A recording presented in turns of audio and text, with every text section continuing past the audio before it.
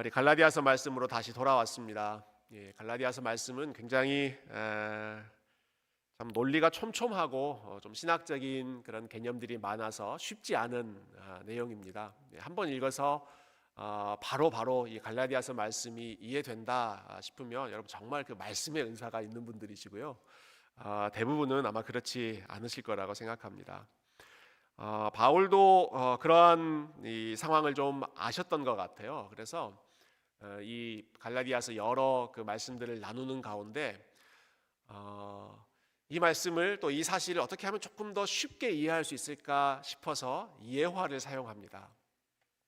저도 설교를 준비하면서 뭐 여러 가지 그 신경 쓰는 것들이 많이 있지만 물론 뭐 가장 중요한 것은 본문을 하나님 말씀이 있는 그대로 이해하고 증거하자. 그게 첫 번째 말씀을 준비할 때 마음입니다만은 그 진리를 어떻게 하면 좀 더 우리 피부에 와 닿게 설명할 수 있을까 해서 본문의 말씀과 좀 잘 연결될 수 있는 좋은 예화거리를 찾으려고 또 노력을 많이 합니다. 바울도 그랬습니다. 바울도 지금 이 여러 가지 이야기를 하는 가운데 오늘 우리가 읽었던 이 21절부터의 내용은 설교로 치면 바울이 일종의 예화를 듣는 것입니다. 성경에 있는 사건을 가지고 예화를 들어요. 근데 예화는 우리의 이해를 쉽게 만들기 위해서 사용하는 거잖아요. 근데 바울이 사용한 예화는 우리를 더 어렵게 만듭니다. 그 이유는 이 말씀을 처음 읽었을 때 사람들은 이 스토리를 너무 잘 알아요. 그런데 우리는 성경에 대해서 훨씬 더 거리가 있기 때문에 이게 무슨 말인가 알 듯 같기도 하고 모를 것 같기도 하고 굉장히 복잡한 이야기들이 뒤섞여 있기 때문에 사실은 예화인데 오히려 더 우리에게 어렵게 다가오는 것이 사실입니다. 그렇지만 여러분 제가 좀 정리한 내용을 한번 잘 따라와 보시면 바울이 지금 이런 말을 하려고 하는구나, 이게 하나님의 자녀의 삶이라고 하는 것이구나 하는 것을 더 선명하게 이해하실 수 있을 것입니다. 자, 갈라디아서의 핵심 질문은요, 오늘 우리 기도하시는 집사님께서도 여러 차례 말씀하셨지만 우리가 종이냐 자유인이냐 이 두 가지를 계속해서 비교하고 있는 것이거든요. 이 두 가지 신분의 차이를 설명하기 위해 예화로 든 그 사건이 아브라함의 패밀리, 아브라함 가족들, 특별히 아브라함의 두 아들들을 예로 들어서 비교합니다. 여러분, 아브라함의 아내가 사라였죠. 그런데 아브라함의 첫째 아들은 사라에게서 태어나지 않습니다.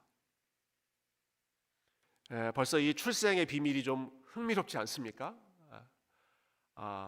아브라함의 아내는 사라인데 아브라함의 아들은 사라에게서 태어나지 않아요. 아브라함이 믿음의 조상이니까 정말 반듯하게 모범적인 가정생활을 했으려니 하고 우리가 기대할 수 있는데 사실은 정반대였습니다. 굉장히 뒤죽박죽입니다. 그 상황은 이렇습니다. 하나님께서 아브라함에게 내가 너를 통해서 아들 주겠다 약속하셨습니다. 그런데 10년이 지나도 감감무소식입니다. 말이 10년이지 얼마나 긴 시간입니까? 10년 동안 기다렸는데 하나님이 약속한 아들이 생기지를 않는 것입니다. 아브라함도 점점 나이가 많아지고 특별히 아브라함의 아내였던 사라는 여인으로서 본인의 몸 상태를 직감했습니다. 본인이 경험으로 알았죠. 자기가 더 이상 여성으로서 아기를 가질 수 없게 되었다, 본인의 몸 상태가 그렇게 되었다 하는 것을 사라가 알았습니다. 그래서 아브라함에게 제안을 하죠. 아브라함, 당신도 알다시피 내 몸이 이제 더 이상 아기를 가지고 임신할 수 있는 그런 몸이 아닙니다. 그러니까 이렇게 합시다. 내 밑에 쓸만한 여종이 있는데, 하갈이라고 하는 여종이 있는데 이 여종을 통해서 당신이 아들을 낳으면 그 아들을 우리 아들로 이렇게 adopt, 일종의 양자를 삼는, 우리나라에도 그런 문화가 많이 있었습니다만은 이 당시 특별히 이 고대 지역에서 일반적으로 통용되었던 그러한 방식을 제안을 했습니다. 아브라함에게 있어서 굉장히 중요한 순간인데요. 여러분 이때 사라가 이런 제안을 했습니다. 본인 말고 자기 여종을 통해서 아들을 낳자라고 하는 제안을 했습니다. 자, 이때 아브라함이 남편으로서 보여줬어야 하는 정답, 남편으로서 보여주었어야 하는 진짜 반응, 진짜 정답이라고 할 수 있는 반응은 어떤 것일까요? 제가 세 가지 초이스를 드릴게요. 첫 번째, 1번. 부인, 하나님의 약속을 기다리는 게 참 힘들죠. 그래도 우리 좀 더 기다려 봅시다. 하나님 약속하셨으니까 분명히 우리에게 아들 주실 것입니다. 이게 1번입니다. 1번. 2번. 아니 무슨 소리요? 아들이 없으면 좀 어떻소? 아들이 없어도 나는 당신만 있으면 됩니다. 내 평생의 여자는 당신 하나밖에 없습니다. 이게 2번. 3번. 당신의 뜻이 참 그렇다면 내가 그 뜻을 따르리이다. 자, 1번, 2번, 3번 중에 우리 남자 되시는 분들, 우리 남자 집사님들 잘 하셔야 됩니다. 이 답변을 잘 하셔야 돼요. 자, 1번, 2번, 3번 중에 뭐가 정답입니까? 1번 아니면 2번이 정답입니다. 1번과 2번을 함께 이야기하면 그게 정답입니다. 힘들지만 우리 하나님의 약속 기다립시다. 아들 없어도 나는 당신만 있으면 됩니다. 이게 아브라함이 그 순간에 했었어야 하는 말입니다. 그게 정답이에요. 여러분, 아브라함이 언제부터 그렇게 아내의 말을 잘 들었다고? 여러분, 창세기의 아브라함 스토리 보십시오. 아브라함이 언제부터 그렇게 아내의 말을 잘 들었다고 이 제안을 냉큼 받습니까? 아브라함의 믿음이 흔들리고 아브라함도 인간적으로 계산하기 시작했던 것이죠. 사라가 제안했던 이 말에 그대로 순종하면서 그대로 따르면서 결국 아브라함이 자기 아내인 사라가 아니라 사라의 여자 종이었던 하갈, 이 이름이 오늘 많이 나옵니다. 하갈이라고 하는 이 여인을 통해 첫 번째 아들을 낳습니다. 그 아들의 이름이 이스마엘입니다. 이스라엘하고 이름이 또 비슷해요. 근데 다른 사람입니다. 이스마엘이라고 하는 사람이 아브라함의 첫째 아들입니다. 그런데 정식 자기 아내로부터 낳은 아들이 아니었습니다. 여종으로부터 낳은 아들이었기 때문에 바울은 그래서 그 아들은 사실 종의 신분이다, 이렇게 설명을 하는 거예요. 여러분, 하나님께서 이 사건을 기뻐하지 않으셨죠. 그래서 하나님께서 아브라함에게 말씀하십니다. 그 아들은 진짜 아들 아니다. 내가 약속한 아들 아니다. 더 기다려라. 내가 너와 너의 아내 사라를 통해서 꼭 아들을 주겠다. 그래서 14년이 더 지납니다. 이 사건이 있은 후에 14년이 더 지나서 결국 처음 약속하신 대로 사라를 통해서 진짜 약속의 아들을 주시죠. 그 아들의 이름이 이삭이죠. 오늘 이 두 아들의 이야기를 하는 거예요. 한편으로는 이스마엘, 다른 한편으로는 이삭. 여러분, 이 사건을 기억하면서 오늘 본문의 23절과 24절을 읽어보시면 좋겠습니다. 자, 23절, 24절 다시 한번 읽어보겠습니다. 시작. 여종에게서는 육체를 따라 낳고 자유 있는 여자에게서는 약속으로 말미암았느니라. 이것은 비유니 이 여자들은 두 언약이라. 하나는 신의 산으로부터 종을 낳은 자니 곧 하갈이라. 바울이 이 사건을 가지고 일종의 내가 비유처럼 한번 설명을 해볼게요 라고 하는 거예요. 그 모든 사건이 다 모든 것과 다 1대1로 연결되지 않습니다. 바울이 강조하고 싶은 포인트가 있습니다. 모든 비유는 그런 거니까요. 비유는 그 비유의 모든 이야기가 다 참이 아니라 그 비유 중에 말하고 싶은 그 포인트가 있는 거죠. 바울이 이 사건을 통해서 말하고자 하는 것은 이것입니다. 아브라함이 두 아들을 낳았는데 첫 번째 아들, 여종에게서 낳은 아들은 육체를 따라 낳았다. 23절에 육체를 따라 낳았다. 여러분, 이 말은 아브라함이 자기 힘으로 낳았다라는 뜻입니다. 아브라함이 자기 능력으로 낳았다. 하나님의 약속을 기다리지 않고 그래도 조금이라도 본인에게 아이를 낳을 수 있는 힘이 남아 있을 때, 조금이라도 육체적인 능력이 남아 있을 때, 그거 사라지기 전에 얼른 인간적인 방법으로 아들을 낳자 해서 자기의 머리를 굴려서 자기의 힘으로 낳은 그 아들이 첫째 아들 이스마엘이다. 그 아들은 육체를 따라 낳았다. 이게 그 뜻입니다. 아브라함이, 물론 그때도 아브라함의 나이가 많았지만 그래도 힘이 남아 있을 때 자기 힘으로 자기 육체로 낳았다. 이삭의 경우는 반대죠. 이삭은 여종에게서 낳은 아들이 아니라 자유 있는 여자, 즉 자기 아내, 자유인이었던 사라에게서 낳았다라는 것입니다. 그리고 그 아들은 약속으로 말미암은 아들이었다. 여러분, 이 말은 바로 앞에 나오는 육체를 따라 낳았다라는 것과 반대편의 말입니다. 육체를 따라 낳았다라는 말은 그래도 아브라함에게 힘이 있을 때 낳았다라는 뜻이고요. 약속으로 말미암았다라고 하는 말은 아브라함도 그렇고 사라도 그렇고 도저히 본인의 힘으로는 아무것도 할 수 없는 상태가 되었을 때, 자신의 육체, 자신의 능력, 그거로는 정말 바닥까지 갔을 때, 본인들의 머리, 본인들의 능력으로는 도저히 이거는 안 된다, 이건 불가능하다, 인간적인 방법으로는 안 된다 라고 하는 그 시점이 되었을 때 하나님의 약속이 이루어졌다. 그게 약속으로 말미암은 아들이다라는 뜻입니다. 그러니까 이 이삭, 두 번째 진정한 이 약속의 아들이 태어난 것은 본인들이 할 수 있는 게 아무것도 없었을 때입니다. 인간적인 노력이라고는 아무것도 할 수 없는 그런 상황.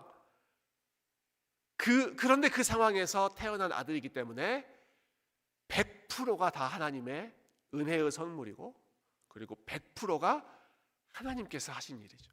하나님이 약속하신 것을 하나님께서 그분의 때에 이루셨다.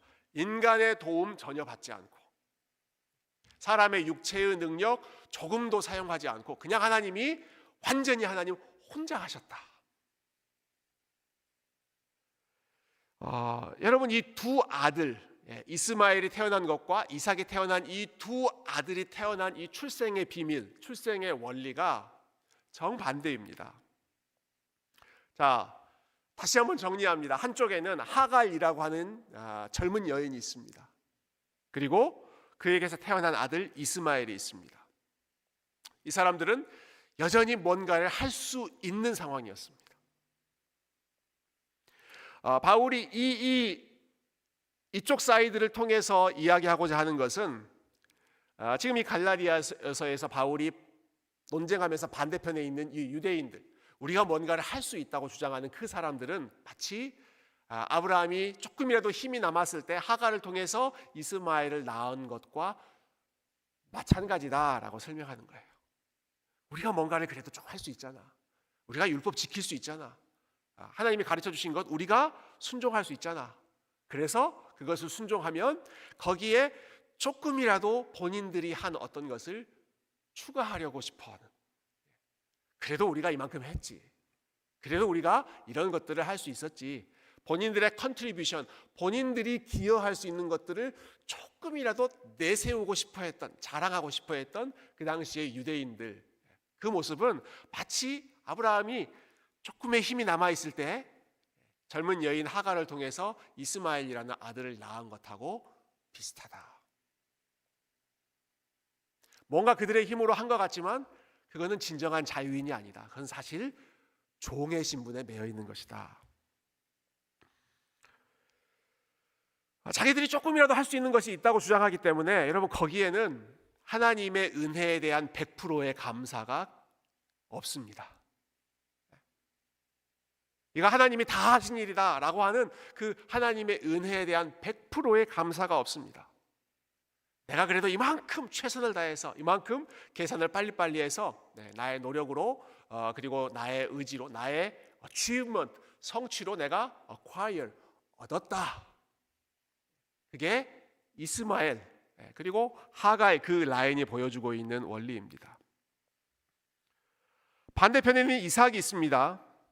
말씀드린 것처럼, 또 여러분 잘 아시는 것처럼 아브라함과 사라에게 인간적인, 육체적인 소망이라고는 아무것도 없습니다. 성경 다른 곳에서는 그들이 본인의 몸이 죽은 상태라고 받아들였다라고 이야기합니다. 우리는 죽었다. 우리의 몸은 적어도 아이를 가지고 아이를 출산하는 요 일에 있어서만큼은 우리는 완전히 죽었다. 생명을 낳을 수 있는 능력이 우리에게는 아무것도 없다. 완전히 100% 우리는 죽었다. 그런데 그 죽은 몸에서, 그 죽어있는 삶 속에서 하나님께서 생명을 창조해 내십니다. 죽어있는 몸에서, 죽어있는 상태에서 새로운 생명을 만들어내시는 것입니다. 그러니까 100% 하나님의 능력이고 하나님의 선물이고, 그래서 하나님의 은혜에 대한 100%의 감사가 나오죠. 그래서 이삭의 이름의 뜻이 웃음 아닙니까? 웃음. 한편으로는 어이가 없어서 웃기도 하지만 한편으로는 소망 가운데, 아니 어떻게 내 삶에 이런 일들이 다시 회복될 수가 있지? 아무런 소망, 웃을 일이 전혀 없는 그 사라의 삶 속에 다시 한번 하나님의 은혜로 웃음이 회복되었다. 그래서 이삭 웃음이죠. 자, 두 가지 비교되는 그 출생의 원리를 사도 바울이 예를 들어 설명하고 있죠. 한편에서는 아무리 약하긴 하지만 그래도 인간적인 노력과 인간의 어떤 기여, 인간이 한 것이 조금이라도 들어가 있는 삶, 이스마엘의 삶. 이삭 쪽은 우리가 할 수 있는 것이 아무것도 없었던 삶, 전적으로 하나님의 은혜로 새롭게 태어난 삶. 예수 그리스도 안에서 하나님의 자녀가 된 사람들은 바로 이삭과 같이 태어난 삶이다.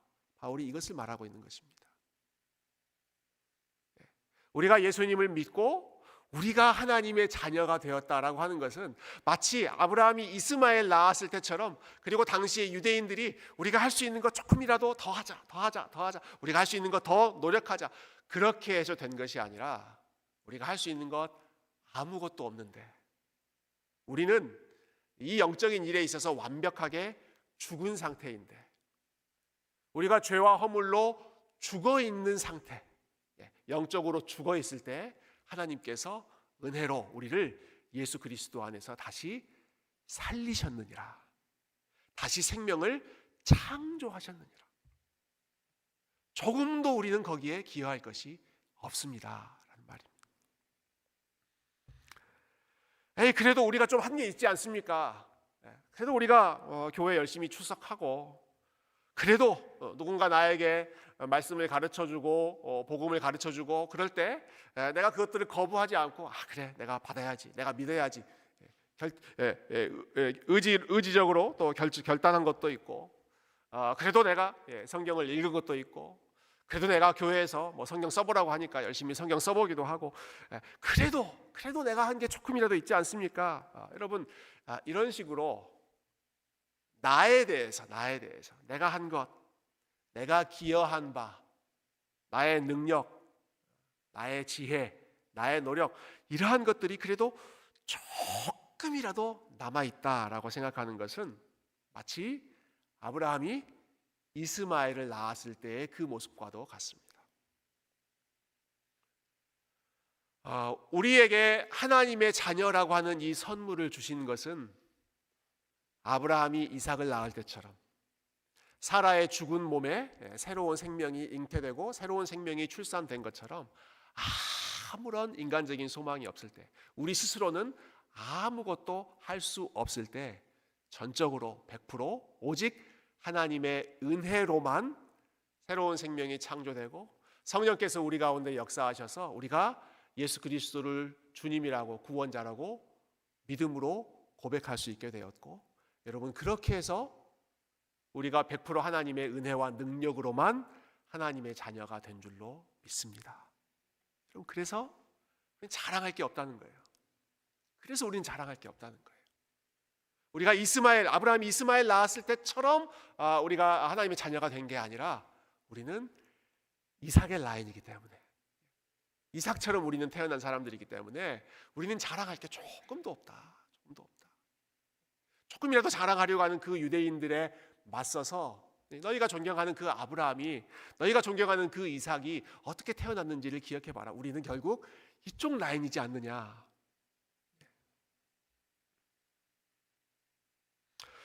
자랑할 게 우리에게는 아무것도 없는, 하나님께만 있고 하나님의 은혜, 하나님의 신실하심만 자랑하는 여러분 그러한 이삭의 라인, 하나님의 참된 자녀들의 삶을 여러분 끝까지 살아가시기를 주님의 이름으로 축원드립니다.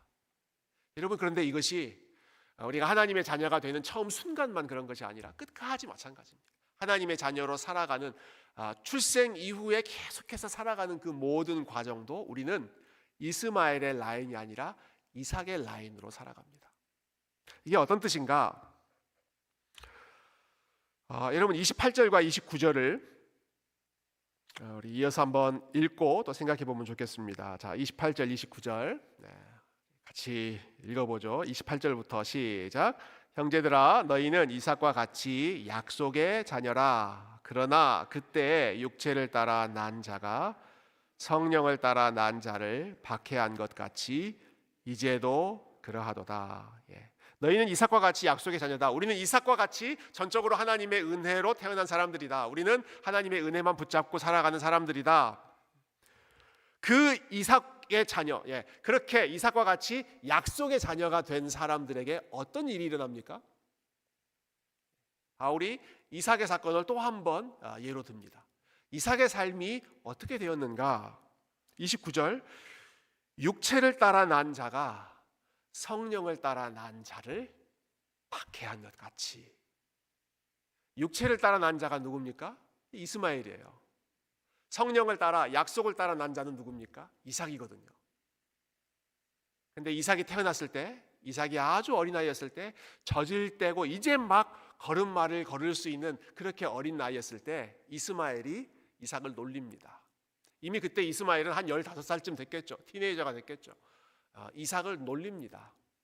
이삭을 희롱합니다. 이삭을 괴롭힙니다. 바울이 그 사건을 성도의 삶에 지금 적용을 하는 것이죠. 종의 아들이 주인의 아들을 희롱합니다. 여종이었던 하갈이 자기가 임신하게 되니까 자기 주인이었던 사라를 멸시합니다. 뭔가 이 앞뒤가 바뀌는 그 위아래가 바뀌게 된 삶이잖아요. 근데 그게 약속의 자녀들의 삶에 일어나는 일이다라고 하는 거예요. 이스마엘이 이삭을 괴롭힌다.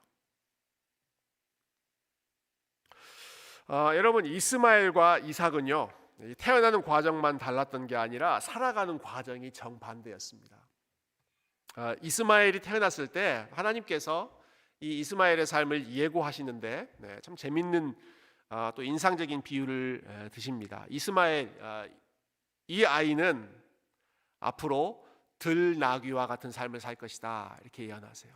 들나귀, 야생, 광야에서 이리저리 좌충우돌하는 이리 들이받고 저리 들이받는 야생마와 같은 그런 삶을 이스마엘이 살게 될 것이다 라는 거예요. 그는 모든 사람을 손으로 치겠고 모든 형제와 대항해서 살 것이다. 이게 이스마엘의 삶에 대한 예언입니다. 만나는 모든 사람을 손으로 치고 그리고 모든 사람과 대항하면서 그 사람들과 맞서 싸우면서 살아가는 것이 들나귀와 같은 이스마엘의 삶이다. 그래서 그 이스마엘이 이삭을 태어나자마자 핍박하고 괴롭히고 싸웁니다. 반대로 이삭의 삶은 어떤가요? 여러분 이삭은 싸우지 않습니다. 이삭은 천성적으로 온유하고 싸움을 싫어하는 삶입니다. 처음부터 끝까지 이삭은 싸우지 않습니다. 이스마엘이 했던 것처럼 만나는 모든 사람과 맞서 싸워서 자기의 권리를 주장하고 자기의 것을 얻어내는 쟁취해내는 그러한 삶이 아니라 이삭은 여러분 만나는 사람마다 계속 양보를 해줍니다. 이게 이삭의 삶이에요. 유명한 이야기가 있죠. 창세기 22장에 25장에 나오는 이야기네요. 이삭이 우물 파던 이야기. 이삭이 열심히 우물을 팝니다. 우물을 파놓으니까 주변에 있는 힘센 사람들, 이스마엘 같은 그런 사람들이 와서 그거 내 거야 하고 뺏어갑니다. 어떻게 해야 됩니까? 이스마엘이었으면 맞서 싸웠을 것입니다. 이삭은 주고 떠납니다. 그 우물을 양보하고 다른 데로 가서 또 우물을 팝니다. 새로 팝니다. 얼마나 힘들었겠어요? 그러면 우물을 파서 또 물이 콸콸콸 나오면 또 주변에 있는 사람들이 득달같이 달려들어서 또 빼앗아 갑니다. 이삭이 어떻게 합니까? 또 양보합니다. 또 주고 자기는 다른 데로 갑니다. 그렇게 계속해서 더 이상 사람들이 쫓아오지 않을 때까지 계속합니다. 그런데 팔 때마다 하나님이 은혜를 주시고, 그리고 마지막 모든 사건들이 다 정리됐을 때에는 이삭을 괴롭혔던 그 사람들이 이삭을 찾아와서 당신이 이겼다. 우리는 당신을 도저히 감당할 수가 없다. 오히려 그 앞에서 무릎을 꿇게 되죠. 그러나 그 과정 속에, 그 모든 과정 속에 이삭은 계속해서 양보하고 싸우지 않고, 그리고 다른 곳으로 본인이 자리를 물러납니다. 그게 이스마엘과 대립되는 이삭의 삶입니다. 여러분, 이삭의 삶을 보면 창세기에, 특별히 성경에 나와 있는 이삭의 삶을 보면 화끈한 맛이 없습니다. 남자다운 면이 없습니다. 처음부터 끝까지 그렇습니다. 여러분, 이삭은 결혼할 때도 자기 주장이 없습니다. 그냥 가만히 기다립니다. 이삭은 사업을 할 때도, 생계를 벌 때도, 생업을 할 때에도 조금 전에 말씀드린 것처럼 막 치열하게 싸우면서 아둥바둥거리면서 살지 않습니다. 그냥 양보하고 줘버리고 자기가 오히려 지는 쪽을 선택합니다. 유명한 사건이죠. 아버지가 이삭, 이 아들을 제물로 하나님 앞에 바치려고 합니다. 뭐 이게 청천벽력과 같은 사건 아닙니까? 그때 이삭이 어떻게 합니까? 고분고분 따라갑니다. 아버지가 자기를 죽이겠다고 하는데, 아버지가 자기를 번제로 하나님 앞에 바치겠다고 하는데, 그냥 고분고분 그 아버지의 처신에 자기의 인생을 그냥 맡겨놓고 기다립니다. 그게 이삭의 삶입니다. 여러분, 창세기에 보면 이제 믿음의 조상, 족장들의 이름을 부를 때 항상 세 명을 언급합니다. 아브라함의 하나님, 이삭의 하나님, 야곱의 하나님. 여러분, 이 세 사람, 아브라함, 이삭, 야곱 중에 어떤 사람을 여러분의 롤 모델로 삼고 싶으세요? 아마 그래도 대부분은 아브라함 아니면 야곱, 요 두 사람이 그래도 우리의 롤 모델로 삼을 때 훨씬 더 높은 후보가 되는 그런 사람들일 것입니다. 이삭의 삶을 부러워하고 이삭의 삶을 나의 이정표로 삼겠다, 나도 이삭처럼 삼겠다, 살겠다, 이렇게 말하는 분들은 사실 많지 않을 것입니다. 왜냐하면 이삭의 삶은 그렇게 인간적으로 봤을 때 매력이 있거나 많은 것들을 이룬 삶이 아니기 때문입니다. 그런데 참 놀라운 사실은요, 그런데 말씀드린 이 세 명의 믿음의 조상들 중에 가장 예수님의 모습을 많이 닮은 사람은 이삭의 삶입니다. 예수님의 성품, 예수님의 모습을 가장 많이 닮은 사람은 이삭의 삶입니다. 어떤 면에서 그런가요? 맞붙어서 싸우지 않고, 상대방을 힘으로 눌러서 자기가 원하는 것을 얻으려고 하지 않고, 그리고 그렇기 때문에, 그렇게 살기 때문에 오히려 육체를 자랑하고 힘을 자랑하고 자기 능력을 자랑하는 사람들에 의해서 늘 시달리고 괴롭힘을 당하고 밀려나는 것과 같은 그런 삶, 그게 이삭의 삶이고, 여러분, 그게 예수님의 삶이지 않습니까? 오른뺨을 때리면 왼뺨도 내밀어라, 예수님의 가르침이었고, 누군가 너의 겉옷을 요구하면 속옷까지도 내어주어라, 그게 예수님의 가르침이었고, 실제로 예수님께서 십자가에서 경험하셨던 일이 바로 그러한 것입니다. 로마 군인들이 예수님의 겉옷만 뺏어가는 것이 아니라 예수님의 속옷까지 다 뺏어가지 않습니까? 하나도 남김없이 본인의 것을 다 빼앗기는 삶이 예수님의 삶이었습니다. 여러분, 이삭과 같은 삶, 그리고 예수님처럼 온유한 사람들, 이러한 삶은 이스마엘처럼 거친 사람들로 가득한 이 세상에서 살아남기가 쉬울까요? 어려울까요? 대답 안 하시지만 여러분 마음속으로 다 알고 계시죠. 이삭과 같은 삶, 예수님과 같은 삶은 이 거친 세상에서 살아남기가 정말 어렵습니다. 치열하고 살벌한 이 세상 속에서 이삭의 마음, 그 예수님의 온유한 마음을 그대로 유지하면서 믿음으로 살아간다는 것이 정말로 만만치 않는 일이죠. 요즘 전쟁 소식이 참 많이 들립니다. 얼마 전에 지금 한참 전쟁을 하고 있는 이란, 이스라엘, 미국 세 나라가 열심히 지금 전쟁하고 있는데 이스라엘의 총리였던 지금도 총리이죠. 이스라엘의 총리인 벤자민 네타냐후라고 하는 분이 언론 인터뷰에서 전 세계 언론들이 다 보고 있는 가운데서 이런 말을 한 게 굉장히 화제가 됐습니다. 여러 뉴스에서 나왔는데요. 네타냐후가 이렇게 이야기했어요. 영어를 그대로 옮겨보면 Jesus Christ has no advantage over 징기스 칸. 예수 그리스도는 징기스 칸에 비해 전혀 어드밴티지가 없다. 징기스 칸과 비교해 봤을 때 예수님은 전혀 뛰어나지 않다. 전혀 우월하지 않다. 여러분 징기스 칸 아시죠? 징기스 칸은 몽고 제국의 황제였습니다. 역사상 가장 많은 땅을 얻었던 사람이 징기스 칸입니다. 어떻게 그 땅을 얻습니까? 기마 부대, 아주 강력한 그 몽고의 기마 부대, 말을 타고 다니는 그 기마 부대를 앞세워서 전 세계를 아시아, 러시아, 그 유럽까지 다 쓸어버렸던 그 전쟁의 신이 징기스칸입니다. 그 징기스칸, 그 전쟁을 잘했던 그 힘 있었던 그 황제, 그 사람과 비교해 보면 Jesus Christ has no advantage.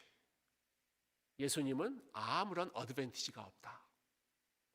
예수님은 아무런 우리에게 유익이 되지 않는다. 예수님은 전혀 징기스칸에 비해서 뛰어나지 않다. 왜 그렇게 말했을까요? 예수님 너무 약하셨기 때문에. 힘으로 마음에 안 드는 이 적군을 힘으로 쓸어버려야 되는데, 강한 군대로 쓸어버려야 되는데 예수님은 참아라, 용서해라, 하나님께 맡기고 기다리자, 이런 말씀하니까 전쟁 상황에서 전혀 도움이 안 된다는 겁니다. 법보다 주먹이 가까운 게 이 세상인데 예수님께서 가르치신 대로 그렇게 세상을 살다가는 우리는 다 밀려날 수밖에 없다. 그럼 그게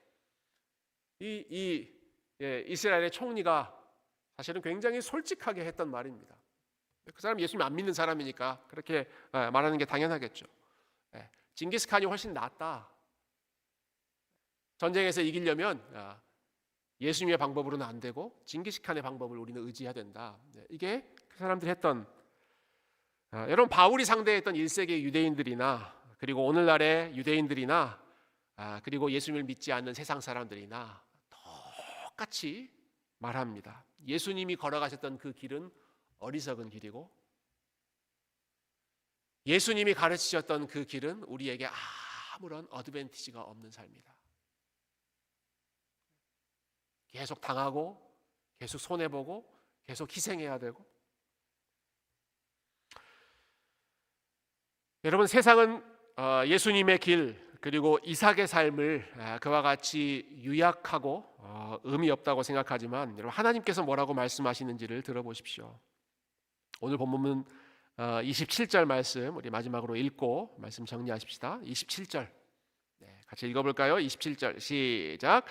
기록된 바 잉태하지 못한 자여 즐거워하라. 산고를 모르는 자여 소리질러 외치라. 이는 홀로 사는 자의 자녀가 남편 있는 자의 자녀보다 많음이라.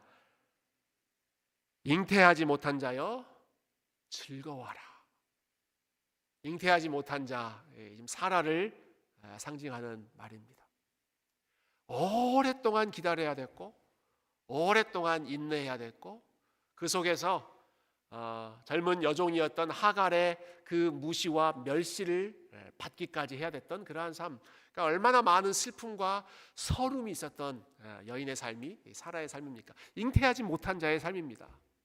그런데 그 잉태하지 못한 자여 오히려 당신이 즐거워하십시오. 왜냐하면 홀로 사는 자의 자녀가 남편 있는 자의 자녀보다 많기 때문입니다. 세상에서 봤을 때에는 남편 있는 자의 자녀가 훨씬 많고 훨씬 더 승승장구하고 잘 나가는 것 같지만, 홀로 사는 자의 자녀가 잉태하지도 못하고 출산하지도 못하고 그 당시의 기준에서 봤을 때 세상에서 대우받지 못하는 그러한 위치에 있는 그 여인의 삶이, 그럼에도 불구하고 하나님께서 기억하시는 삶이고 하나님께서 약속을 이루어 가시는 삶이고, 그 속에서 하나님의 은혜를 드러내는 삶이기 때문에 약함 속에서 오히려 하나님의 강함을 드러내는 잉태하지 못하는 여인이여, 당신이 정말로 복된 사람입니다. 이스마엘과 같이 들나귀처럼 거친 그러한 사람들이 가득 찬 세상에서 이삭처럼, 예수님처럼 온유하게 살아가는 사람들이여, 이삭과 같은 자녀들이여, 당신들이 진짜 하나님의 복받은 자녀들입니다. 힘이 다 빠져서 자기의 힘으로 아무것도 할 수 없는 100세 되었던 그 아브라함의 모습이, 그래도 자기 힘 조금 남았다고, 몇 년 더 젊다고 자기의 힘, 자기의 지혜를 총동원해서 자기의 뜻을 이루어내려고 했던 그 아브라함, 이스마엘을 낳았던 그 아브라함의 모습보다 훨씬 더 지혜롭고 더 하나님 보시기에 아름다운 인생이, 자기의 힘이 다 빠져서 하나님의 약속이 이루어지기만을 기다렸던 아브라함의 인생이었다라고 하는 것입니다.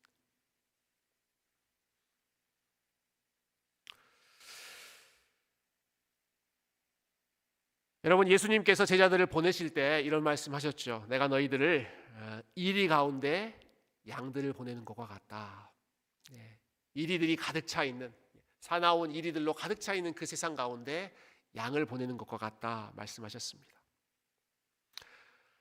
사나운 이리가 가득 우글거리고 있는 그 세상에서 양으로 살아간다는 것, 무척 어려운 일이지만, 무척 위축되고 또 두려운 그러한 일이지만, 여러분, 우리가 계속해서 양으로 있기 때문에, 우리의 신분이 연약한 양이기 때문에, 그래서 우리를 지켜주시는 목자를 더 가까이 의지하고 그 목자의 도우심을 우리가 간절히 바라보고, 우리가 모든 그 어려움을 헤쳐나온 것이 우리의 능력, 우리의 재빠름, 우리의 실력이 아니라 목자 되신 우리 하나님의 도움으로, 하나님의 은혜로, 하나님의 신실하심으로 우리가 이 모든 것을 거쳐 나올 수 있었습니다.